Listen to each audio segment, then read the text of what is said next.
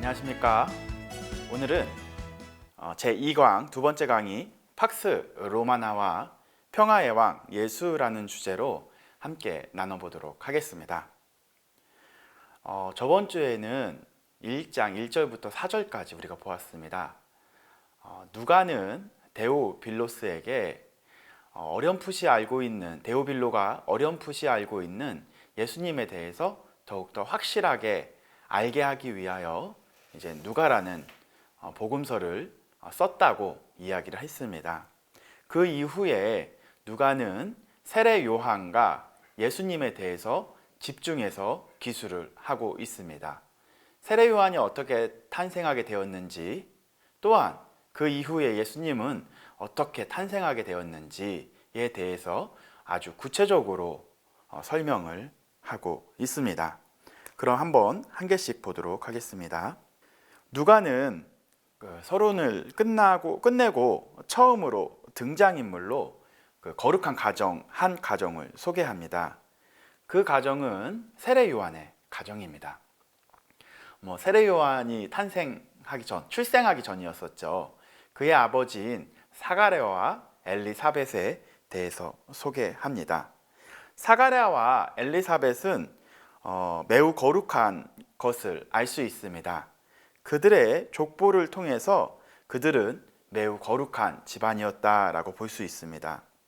이 두 사람은 하나님 앞에서 매우 의롭고 또한 주님의 모든 계명과 규례를 행한 사람이라고 소개하고 있습니다.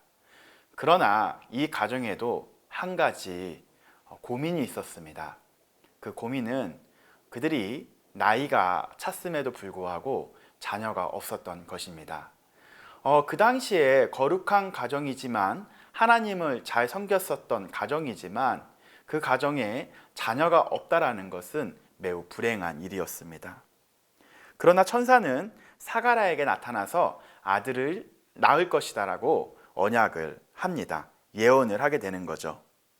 그 아들은 엘리야의 능력으로 이스라엘 백성을 돌아오게 하는 역할을 한다고 이야기를 해줍니다. 그리고 주의 백성을 준비하는 역할을 할 것이다라고 약속합니다. 엘리사벳은 해산할 때가 돼서 이제 아들을 낳죠. 사가랴는 전에 천사와 만남을 통해 말을 못하게 되었습니다. 그러나 세례 요한이 출생하자마자 그는 성령이 충만하여 입이 열리게 되었다라고 누가는 기록하고 있습니다. 즉 이제 하나님의 뜻이 이루어진 것을 말하고 있는 거죠. 사가랴는 성령 충만함을 받아 하나님께 찬양을 하고 조상들로 하여금 예언된 말씀을 이루실 것을 말하게 됩니다. 그리고 실제로 세례 요한은 언약한 대로 선지자들처럼 빈들에서 광야에서 자라게 됩니다. 요한의 출생은 그 사가랴의 집안, 개인의 기도의 응답이라고 볼 수도 있습니다. 하지만 개인의 기도를 넘어 이 공동체적인 그리고 이스라엘의 백성을 향한 하나님의 뜻이 성취된 차원입니다. 이 기도의 응답은 개인적이면서 동시에 공동체적이다라고 볼 수 있는 거죠. 누가는 다른 복음서와 달리 세례 요한과 예수님의 수태고지를 구체적으로 다루는 걸 볼 수 있습니다. 엘리사벳과 마리아 역시 예수님을 임신하고 나서 엘리사벳과 만나는 장면을 또한 소개하기도 하죠. 이 둘이 품고 있었던 그 두 명의 아이는 그 땅의 소망이었습니다. 그러나 이 소망이 있기 전에 두 사람에게는 매우 큰 고통이 있었습니다. 그러나 그 고통을 이기고 하나님의 뜻을 이루는 귀한 역할을 엘리사벳과 마리아가 한 걸 볼 수 있습니다. 이 시대를 살아가는 우리 청년들도 고통의 시간을 잘 극복해서 오히려 그 고통의 시간이 하나님의 소망을 품는 기회의 시간으로 바꾸면 좋겠다라는 소망을 해봅니다. 구체적으로 한번 PPT를 보여드리도록 하겠습니다. 예, 이제 구체적으로 PPT를 보여드리도록 하겠습니다. 누가는 1장과 2장에서 세례 요한과 예수님에 대해서 구체적으로 소개를 하는데요. 보시면 이렇게 반 나눠서요. 세례 요한과 예수님에 대해서 소개를 합니다. 첫 번째 1장 5절부터 25절까지 세례 요한의 수태에 대해서 소개를 하고 있고요. 그 다음에 1장 26절부터 56절까지가 예수님의 수태에 대해서 이야기를 하고 있습니다. 그 다음에 세례 요한이 출생이 나오고요. 그 이후에 예수님의 탄생이 나옵니다. 그리고 예수님께서 어떻게 성장하셨는지 2장 마지막 본문에서 이야기를 다루고 있습니다.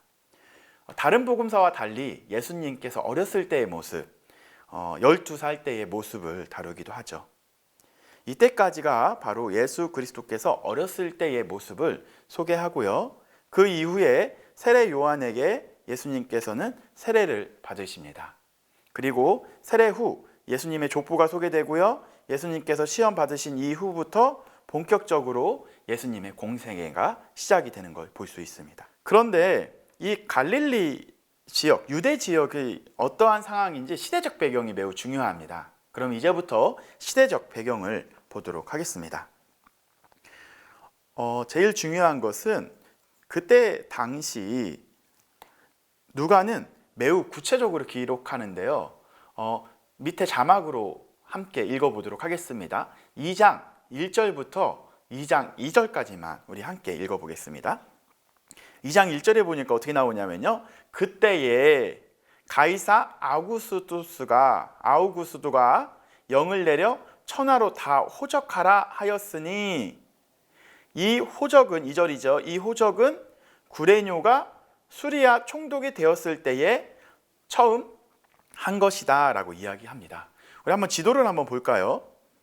이 지도가 그때 당시 로마의 제국 지도를 표현한 지도입니다. 제가 한번 경계선을 그려드려 보겠습니다. 여기서부터 쭉 아프리카 쪽을 지나 이집트 내려가는 길 쪽 있고요. 그 위로 지금 지나가는 길이 그 유대 지역이에요. 유대 지역을 지나서 위쪽으로 올라가서요. 엄청난 곳까지 통치를 하게 됩니다. 여기가 런던이에요. 런던을 지나 그 전까지만 해도요. 엄청난 많은 전쟁이 있었습니다. 땅 차지하기 위한 전쟁이었었죠.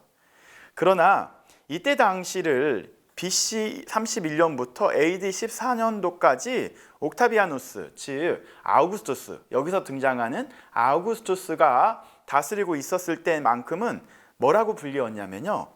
따라해 볼까요? 팍스 로마나.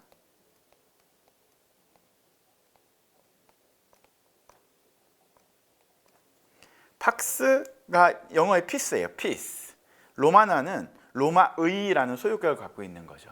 로마의 평화가 왔다, 혹은 아우구스투스의 평화가 왔다라고 이야기를 해요. 왜 이런 표현이 있을까요? 더 이상 어떠한 나라도 감히 로마를 대적할 나라가 없다라는 거죠. 이미 다 통치를 했어요. 이젠 전쟁도 없고 매우 평화로운 나라가 시작이 됩니다. 이때 당시 평화의 황제라고 불리웠었던 사람이 누구였을까요? 바로 아우구스투스였어요. 그래서 누가는 로마의 황제인 아우구스투스를 2장 시작하자마자 등장을 시킵니다. 그렇다면 그 이후에 등장하는 구레뉴스는 누굴까요? 그때 당시 로마가 다 다스릴 수 없기 때문에 이제 속주국인 나라들에게 위탁을 하죠. 그래서 로마가 직접 통치하기 위해서 총독을 파견합니다. 그런데 이때 당시 구레뇨스가 총독이라고 표현은 되어 있지만 총독이라는 직책보다는 통치자였다. 그러니까 실제적인 그 머리였다. 실제적인 실세였다라고 보시면 돼요. 그리고 그 실세가 어디를 다스렸냐면요. 제가 다 지우고 수리아가 다스렸었던 지역만 제가 보여드릴게요. 어디냐면요. 수리아가 다스렸던 지역이 이 빨간색으로 되어 있는 곳 있죠. 이쪽 지역을 뭐라고 하냐면요, 수리아 지역이에요. 이 전체를 다 다스리고 있었어요. 이 안에 작은 나라가 또 하나 속해 있는데요, 이만한 나라겠죠. 이 나라, 파란색으로 되어 있는 나라가 바로 유대라는 곳입니다. 그래서 수리아가 통치하는 그곳에 유대가 있었던 거예요. 그렇다면 팍스 로마나 시대에 수리아가 유대를 다스리고 있을 때에 그때 당시 한 아이가 작은 마을에서 탄생을 하게 됩니다. 그곳이 바로 이곳이에요. 잘 안 보이기 때문에 제가 지도를 조금 줌인을 해서 보여드리도록 하겠습니다. 아까 그 줌인을 해서 보여준 나라가 여기입니다.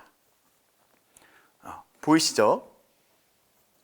줌인해서 보인 나라. 여기서 보시면 유대 지역이 유대 지역 있죠? 베들레헴이 어디냐면요, 여기에요. 예수님이 여기서 탄생을 하셨고요. 갈릴리 지역에 있는 나사렛에서 예수님은 자라셨어요. 다시요. 베들레헴에서 태어나셨고요. 자라신 곳은 나사렛 지역에서 자라나신 걸 볼 수 있습니다. 그런데 이 지도가 왜 중요하냐면요, 이때 당시 예수님께서 마리아가 나사렛이라는 지역에서 3일 동안은 걸어서 여리고를 지나 베들레헴에 와서 드디어 작은 아이가 울면서 탄생하게 되죠. 고요한 밤, 거룩한 밤, 이렇게 불리우며 예수님께서 탄생을 하십니다. 그러나 과연 그때 당시 고요한 밤이었을까요? 거룩한 밤이었을까요? 전쟁과 같은 시간이었을 것이라고 생각이 듭니다. 이 작은 땅에서 아기 예수가 탄생을 하는데 누가는 로마의 평화와 대조하면서 2장 14절에 다음과 같이 이야기를 합니다. 2장 14절 제가 읽어드리도록 하겠습니다. 지극히 높은 곳에서는 하나님께 영광이요, 땅에서는 하나님이 기뻐하시는 사람들 중에 뭐라고 이야기하고 있냐면요, 평화로다라고 이야기하고 있습니다. 즉 누가가 이야기하고 싶은 핵심은 뭐냐면요, 로마가 실제적으로 제국을 다스리고 있을 때에 참 평화의 왕이 아우구스투스가 아니라 가장 작은 땅에서 가장 어린 모습으로 태어나신 예수 그리스도야말로 평화의 왕이십니다 라고 이야기를 하고 있습니다. 그 천사의 말을 통해서 이제 누가는 다시 한번 증언을 하는 거죠. 데오빌로여 들으소서, 당신이 섬기고 있는, 당신이 알고 있는 아우구스투스가 평화의 왕이 아니라 바로 예수 그리스도만이 평화의 왕이십니다 라고 이야기를 하고 있습니다. 역사적인 배경을 조금만 더 구체적으로 들어가고 이번 시간을 마치도록 하겠습니다. 그때 당시 로마의 지도를 이렇게 보시게 됐어요. 예수님이 태어나신 해는 AD 27년, BC 27년부터 AD 14년도까지는 평화의 황제인 아우구스투스가 로마를 다스리고 있었는데요. AD 17년도부터 37년도까지는 디베리오가 다스리고 있었습니다. 그래서 누가는 3장에서 또 디베리오 황제에 대해서 소개를 하고 있습니다. 3장 1절 말씀 다 같이 한번 찾아서 읽어볼까요? 시작. 디베리오 황제가 통치한 지 15해 곧 본디오 빌라도가 유대의 총독으로, 헤롯이 갈릴리의 본봉왕으로, 그 동생 빌립이 이두레와 드라곤릿 지방의 본봉왕으로, 그 다음에 루사니아가 아빌레네의 본봉왕으로, 그리고 안나스와 가야바가 대제사장으로 있을 때에 하나님의 말씀이 빈들에서 사가랴의 아들 요한에게 임한지라 라고 이야기하고 있습니다. 잘 보십시오. 그러면 지금 중요한 그 당시 아우구스투스가 죽고 이제 누가 황제로 등극을 하게 되는 거죠. 예수님께서 그 자라나신 이후에는 디베료가 황제가 됐었던 거예요. 디베료 황제와 절친이 누구냐면요, 2장에서 나왔었던 구레뇨가 굉장히 친한 사람이었습니다. 그래서 실제적으로 디베료와 바로 구레뇨의 시대가 열린 걸 볼 수 있죠. 그래서 로마의 황제는 크게 이 세 분만 외우시면 좋습니다. 제가 체크해 드릴게요. 빨간색으로 칠한 아우구스투스, 그 다음에 디베료, 그 다음에 네로. 네, 정도 보시면 좋을 거고요. 이 로마 황제와 함께 보면 좋은 사람이 유대 총독인 빌라도, 그 다음에 뒤에 가면 사도행전에서 등장하는 벨릭스, 그 다음에 베스도까지만 보시면 좋아요. 빌라도, 벨릭스, 베스도, 이 총독을 외우시면 좋습니다. 직접 통치도 했지만 위탁 통치라고 표현을 해도 좋을 것 같아요. 헤롯가에게 그 유대 지역을 다스릴 수 있는 권한을 부여합니다. 그래서 헤롯 왕가까지만 오늘 보시면 오늘 전체적인 성경을 이해하시는데 많은 도움이 될 거예요. 보시면 맨 처음에는 이 전체 지역을 헤롯 대왕이 다 다스렸어요. 유대 지역 전체를 헤롯 대왕이 다스렸던 걸 볼 수 있죠. 헤롯, 이게 예수님이 탄생했을 때 그 다스렸었던 헤롯 대왕이라고 표현되는 사람이 헤롯 1세입니다. 그 헤롯이 와이프가 꽤 많이 있었어요. 도리스라는 아내도 있었고요, 마리암네 1세라는 아내도 있었고요, 마리암네 2세라는 아내도 있었고요, 말다케라는 아내도 있었고요, 클레오파트라라는 아내도 있었고요. 그 외에 5명의 와이프가 더 있었습니다.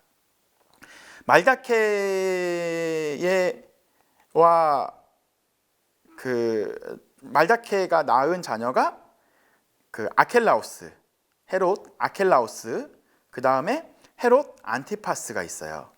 그때 당시 갈릴리를 다스렸었던 헤롯이 누구냐면요, 헤롯 안티파스예요. 그 다음에 그 아켈라우스는 그 밑에 있는 사마리아와 주디아 지역을 다스렸던 걸 볼 수 있죠. 다시 한번 보여드릴게요. 지우고요. 헤롯이 죽고 나서 3명에게 나눠졌어요. 갈릴리 지역 누구라고 했죠? 이쪽 지역은 헤롯 안티파스. 그리고 그 아래에 있는 사마리아와 유대 지역을 누가요? 헤롯 아켈라우스. 그 다음에 필립이 이쪽 지역을 통치하게 됩니다. 이렇게 3군데로 나눠서 이제 통치하게 되는데요. 이 빌립 2세는 클레오파트라의 자녀인 걸 볼 수 있어요. 세례 요한이 왜 죽었죠? 그것도 혹시 아시나요? 세례 요한. 잘 봐요. 이게 어떻게 나오냐면요, 헤롯 안티파스가 그 전에, 그러니까 마리암네 2세의 아들인 빌립 1세의 아내인 헤로디아가 있는데요. 그 아내를 누가 취한 거죠? 헤롯 안티파스가 취한 거예요. 이걸 누가 이야기한 거예요? 세례 요한이 이야기한 거죠. 그죠? 그래서 헤로디아가 요청한 게 세례 요한의 목을 요청했던 거죠. 그래서 세례 요한은 이젠 헤롯 안티파스에 의해서 사형을 당하게 됩니다. 어쨌든 이러한 시대적 배경 속에서 정말 전쟁과 같은 이 시점에서 평화의 왕이신, 소망이신 한 분이 가장 작은 모습으로 탄생을 하신 거죠. 어디에서요? 베들레헴에서요. 많은 사람들은 유대 수리아, 많은 사람들은 로마가 평화의 나라이고 평화의 왕이 아우구스투스라고 이야기하는 이 시점에 작은 땅 한 곳에서부터 복음이 시작을 합니다. 하나님의 나라가 본격적으로 시작이 되는 거죠. 그래서 이 로마는 먼 훗날 사도행전이 지나고 나서부터는요, 복음으로 가득 채워지게 됩니다. 그래서 하나님의 나라가 로마를 건너 전 세계까지 땅끝까지 전파되어지는 걸 볼 수 있죠. 누구를 통해서요? 바로 하나님의 나라의 백성을 통해서 하나님의 나라는 계속적으로 확장이 되는 걸 볼 수 있습니다. 그래서 이 1장과 2장을 잘 읽어보십시오. 그러면 누가 등장을 하냐면요, 사가랴, 엘리사벳, 그 다음에 거룩한 시몬, 안나 등등이 많이 등장을 해요. 즉 하나님께서는요, 힘이 있고 능력 있는 사람들로 통해서 하나님의 뜻을 이루시는 것이 아니고요, 하나님께서는 거룩한 하나님의 나라의 백성을 통해서 하나님의 나라를 완성해 나가시는 걸 볼 수 있습니다. 바로 여러분들을 통해서 하나님의 나라가 시작이 됐고요, 또한 여러분들을 통해서 하나님의 나라가 확장되어지고 하나님의 나라가 완성될 것입니다. 계속해서 누가행전을 통해서 하나님의 나라의 백성임을 잊지 말고 끝까지 승리하며 살아가시길 예수님의 이름으로 권면드립니다. 오늘 하루도 승리하는 하루 되시기를 기도하겠습니다. 다음 주에 또 뵙겠습니다. 감사합니다.